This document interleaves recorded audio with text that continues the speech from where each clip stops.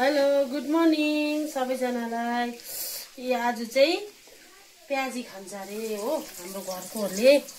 अब म आउँदा त हो यिनीहरूकै हो सामान चाहिँ, अनि बनाइदे भन्छ हो। अन्त त्यसले गर्दाखेरि चाहिँ प्याजी बनाउँदैछु हो।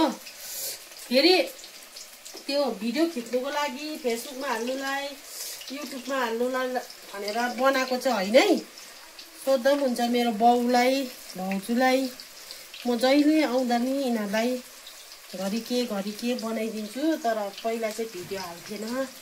अहिले चाहिँ अब के गर्नु, मनी लागेको जत्तिकै भिडियोमा जे कुरा पनि भिडियोमा मात्रै हाल्नु मन लाग्छ। अनि यसमा चाहिँ मैले के हालेको छुइनँ, प्याज काटेँ, नुन हालेँ, बेसन हालेँ, अलिकति मैदा हालेँ, अन्त त्यहाँदेखिको रङको लागि अलिकति रङ हालेँ, त्यहाँदेखि हरियो खोर्सानी चिरिप सानो काटेर हालेको छु। त्यसको बादमा पुरा मैले मुछेर त्यो नुनकै पानीले नै यस्तो हुन्छ।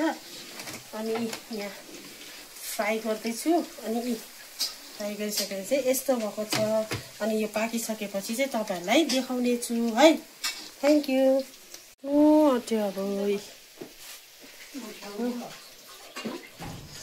यो चाहिँ मेरो हात डुबाउँदै गर्ने हो। सक्नु त्यो बाहिरको वेदर चाहिँ यस्तो छ। सक्नु